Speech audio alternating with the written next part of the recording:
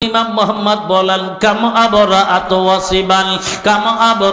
ওয়াসিবান বিল্লাম সিরাহাতুহু ওয়া আতলাকাত আরিবাম মির রিবগাতিল লামামি। কতই হলো রোগ নিরাময় তার হাতের পরশ মেখে, কত পাগল ভালো হলো অন্নাদনার শেকল থেকে। আমার আপনার পয়গম্বরের একজন ভাইরা আমার উম্মতের নামও মোহাম্মদ ভাইরা আমার। তবে মোহাম্মদটা আমাদের মতো সাদা সিধা মানুষ, তাহাজ্জুদ গুজার ইনসান। একটু জোরে কন মারহাবা। আমার আপনার পয়গম্বরের নাম মুহাম্মদুর রাসূলুল্লাহ। আমার আপনার নবীর নামের নাম একজন বুজুর্গ মানুষ, তারও নাম হলো মোহাম্মদ। একটু জোরে বলুন, নামটা কি? মোহাম্মদ। এই মোহাম্মদ ভাইরা আমার ইমাম মানুষ। এই মোহাম্মদ বলেন, আমি যেই মাত্র নবীর উপরে সুন্নতের আমল করতে করতে করতে করতে আমি যেই মাত্র নবীজির একেবারে আশেক হয়ে গেলাম। আশেক আর মাসুকের খেলা কেমন হয়? বন্ধু বন্ধুর কথা বোঝে, কথা কন না কে? বন্ধু বোঝে বন্ধুর কথা। ভাইরা আমার, তা আশেক মাসুকের খেলা যখন এই মোহাম্মদ বলেন, আমি যেই মাত্র সুন্নতের আমল করতে করতে আমি নবীজির একেবারে নিকটস্থ হয়ে গেলাম। এমনকি আমি একদিন আমল করতে করতে হঠাৎ করে প্রত্যেক দিন আমি শোয়ার আগে তসবিহটার হাতের মধ্যে নিয়ে প্রত্যেক দিন আমার আপনার পয়গম্বরের উপরে দরুদ শরীফ বেশি পড়ি। একটু জোরে কন মারহাবা। দরুদ শরীফের আমল করতে করতে আমি যেই মাত্র ঘুমের ঘরে যাই, আবার সুন্নতি হিসাবে আমি শোয়ার আগে আমি উযু করে শুই, পুত পবিত্রতা অবস্থান করে শুই। মারহাবা কন। আমি যেই মাত্র উযু করে পুত পবিত্রতা অবস্থান করে তসবিহটা হাতের মধ্যে নিয়ে দরুদ শরীফ পড়তে পড়তে, এমনকি নবীর উপরে কিছু নবীর জীবনী পড়তে পড়তে, নবীজির উপরে কিছু শায়ের কইতে কইতে, নবীজির উপরে কিছু কবিতা আবৃত্তি করতে করতে আমি যেই মাত্র প্রত্যেক দিন ঘুমায়া যাই।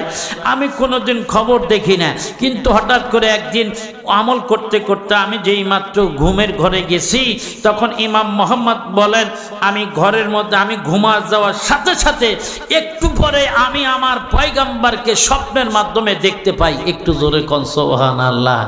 বন্ধুরা আমার আপনার পয়গম্বরকে আমরা দেখি নাই, তবে আমরা নিয়ত করব আল্লাহ কোনোদিন দেখি নাই, আল্লাহ জীবনে একবার হলে চক্ষুটা বন্ধ হওয়ার আগে আমাদেরকে নবীকে একবার হলে নবীজিকে স্বপ্নের মাধ্যমে আমরা দেখতে চাই। একটু জোরে কোন আমিন। তার কারণ হলো নবীকে ভাইরা আমার যারা দেখেছে তারা হলো চক্ষুওয়ালা মানুষ। মারহাবা কন।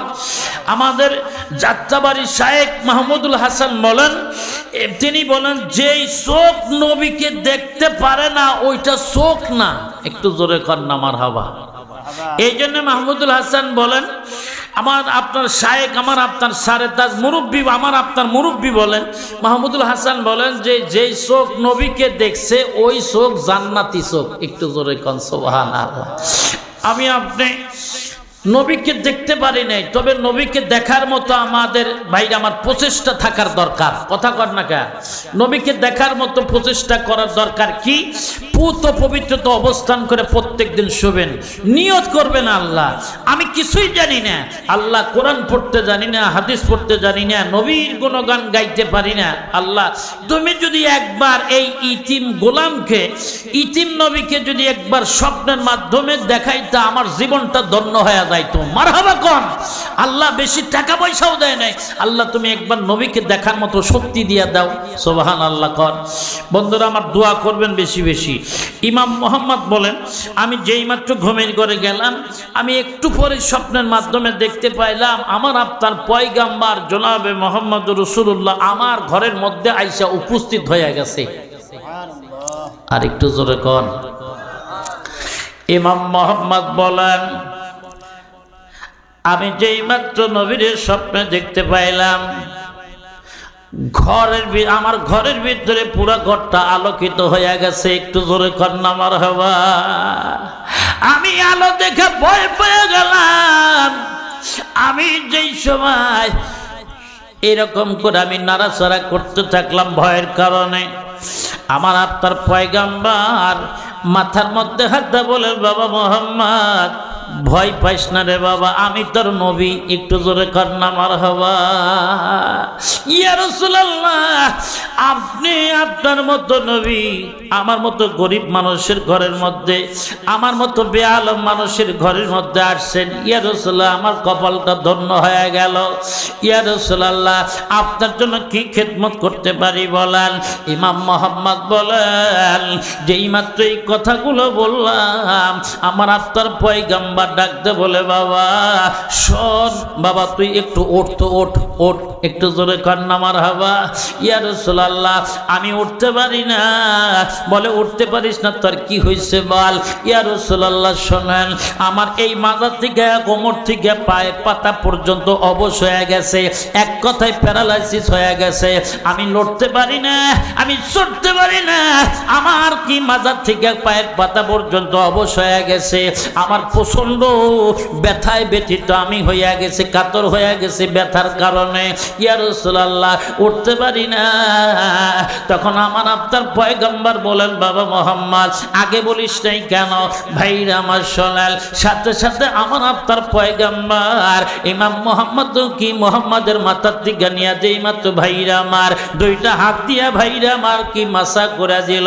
মাসা করে দেওয়ার সাথে সাথে কোনো দেরি হয় নাই, আল্লাহ রাব্বুল আলামিন নবীর হাতের পরশ পাইয়া, নবীর হাতের মাসা পাইয়া, বন্ধুরা আমার দেরি হয় নাই, এই ইমাম মুহাম্মদ রহমাতুল্লাহি আলাইহির শরীরের পুরা শরীরের ব্যারাম আমার আল্লাহ ভালো বানাইয়া দিল। আমার আপনার পয়গম্বর জিজ্ঞাসা করলো, বাবা মুহাম্মদ তোমার শরীরের মধ্যে কি আরো ব্যথা আছে? ইয়া রাসূলুল্লাহ, ব্যথা তো দূরের কথা, ব্যথার কোনো অবকাশ পর্যন্ত আমার শরীরের মধ্যে নাই। তখন ডাকতে বলে, বাবা ওঠো তো, এবার ওঠো। ইয়া রাসূলুল্লাহ কি বলেন?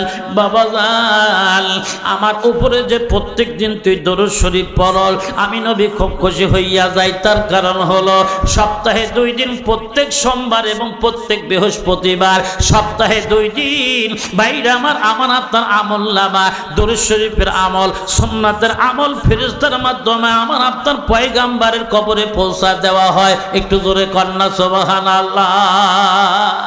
এ ভাইরা আমার শোনালাল, যেই মাত্র নবী বলেন, বাবা মুহাম্মদ তুমি যে দরুদ শরীফ পাঠ করো, আমি নবী খুব খুশি হইয়া যাই।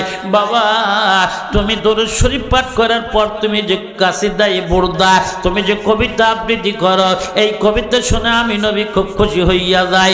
বাবা গো, তুমি একবার এই নবীজির, আমি নবীর উপরে একবার কাসিদা বুরদা কবিতা আবৃত্তি করো, আমি নবী খুব খুশি হইয়া যাব।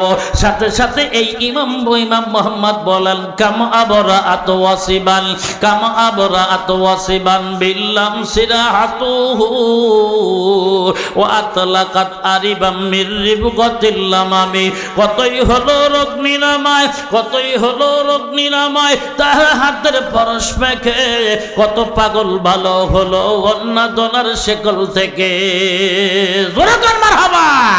এ ভাইরা আমার আপনার নবীজির হাতের পরশ পাইয়া কত পাগল ভালো হইছে, কত চক্ষুওয়ালা চক্ষু ফিরা পাইছে।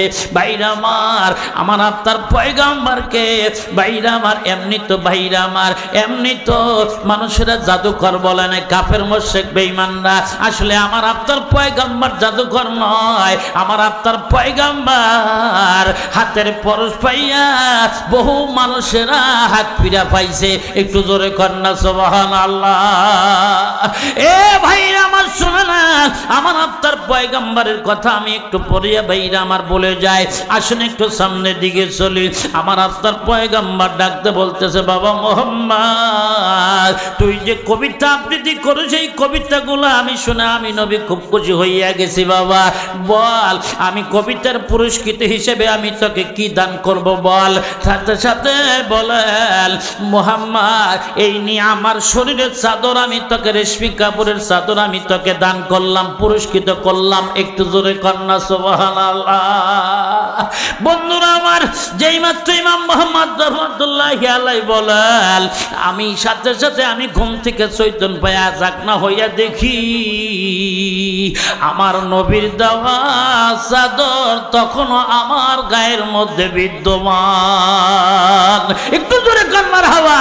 এ ভাইরা আমার শোনে না, সামান্য দুনিয়ার বুকে যদি আমরা নবীর উপরে সুন্নাত ভাইরা আমার উপরে পাবন্দি হতে পারি, আমল করতে পারি, আমার আপনার পয়গম্বর হাদিসের মধ্যে বলে গেছেন, মুসলিম শরীফের একটা হাদিস আছে, হাদিসের মধ্যে বলাল মান তামাসসাকা বিসুন্নতি ইনদা ফাসাদি উম্মতি ফালাহু আজরুহু মিয়াতি শাহিদ। ভাইরা আমার মিয়াত মানে 100। আমার আপনার পয়গম্বর বলাল একটাই ফিতনা ফাসাদের জামানায় যদি একটা কোনো নারী একটা কোনো পুরুষ যদি একটা সুন্নতের আমল করতে পারে, পাবন্দি হইতে পারে, আমি নবী বলে গেলাম তার আমল নামায় 100টা গলা কাটা শহীদের সব তার আমল নামায় আল্লাহ পাক দিয়া দিবে।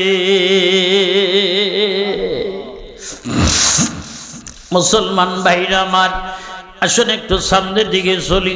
আমার আপনার পয়গম্বরের সুন্নাতের কথা ভাইরা আমার আমরা শুনতে রাজি আছি, কিন্তু মানতে রাজি নাই। আমরা বেশি বেশি দরুদ শরীফ পাঠ করব, বেশি বেশি নবীর উপর সুন্নাতের আমল করব ইনশাআল্লাহ। এ ভাইরা আমার শুনে না, মুখের মধ্যে দাড়ি রাখে এটা আমার আপনার পয়গম্বরের সুন্নাত, মাথার মধ্যে টুপি দেওয়া নবীর সুন্নাত। বন্ধুরা আমার, লম্বা জামা পরা এটা আমার আপনার নবী পয়গম্বরের সুন্নাত। বন্ধুরা শোনেন, বেরাসটাই মেসাক করে এটা নবীর আমার আপনার নবীর সুন্নাত। বন্ধুরা আমার, ছোট্ট ছোট্ট সুন্নাতের আমল যদি করতে পারি, এই সুন্নাতের একটা আমলের কারণে আমাকে আপনাকে আল্লাহ পাক জান্নাতি মেহমানে হিসাবে কবুল করে নিবে। একটু জোরে কন্যা সুবহানাল্লাহ।